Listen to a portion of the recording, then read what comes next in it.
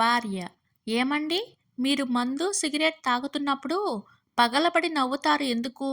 భర్త: ఓ అదా! ధూమపానం, మద్యపానం వల్ల ఆయుష్ తగ్గుతుంది. నవ్వడం వల్ల ఆయుష్ పెరుగుతుంది. అందుకే రెండింటినీ బ్యాలెన్స్ చేస్తున్నాను. డాక్టర్: ఏంటయ్యా నీ సమస్య? వెంగళప్ప: ఏం లేదయ్యా, 10 మంది ఉన్న చోటుకి వెళ్తుంటే చేతులు కాళ్ళు వణుకుతున్నాయి. డాక్టర్: దానికెందుకు అంత కంగారు? వెళ్ళడం మానేయ్. వెంగళప్ప: అలా ఎలా కుదురుతుందయ్యా, నేను జేబు దొంగని. తండ్రి: ఏమైందమ్మా, పెళ్లి చూపులకు వచ్చిన అబ్బాయి అలా సీరియస్గా వెళ్ళిపోతున్నాడు? ఏమైనా అన్నావా?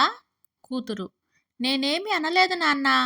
నాకు పెళ్ళంటే ఇష్టం లేదని, జీవితాంతం పెళ్లి చేసుకోనని, నా పిల్లలకు కూడా పెళ్లి చేయనని అన్నాను.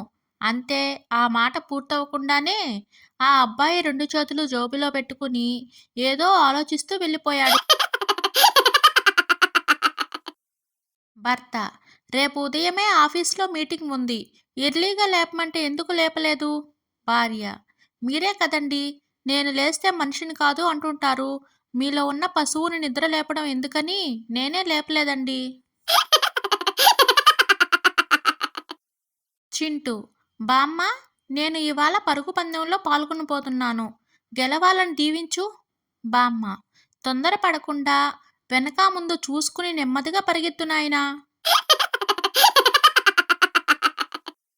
జ్యోతిష్యుడు: ఏంటయ్యా, నీ చెయ్యి ఇంత అద్భుతంగా ఉంది. నీకు గొప్ప అందగత్తె, విద్యావంతురాలు, గుణవంతురాలు, మంచి మనసున్న అమ్మాయి భారీగా వస్తుంది. రవి: అవునా?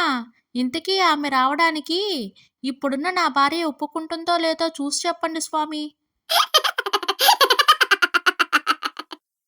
భర్త: భగవంతుడా, స్వేచ్ఛగా, ఒంటరిగా, ధైర్యంగా నాకు నచ్చినట్టు బతికేలా వరం ఇవ్వు స్వామి.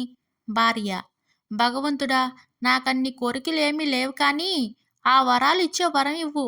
నిన్ను ఇబ్బంది పెట్టకుండా నాకు కావలసినవి నేనే తీసుకుంటా.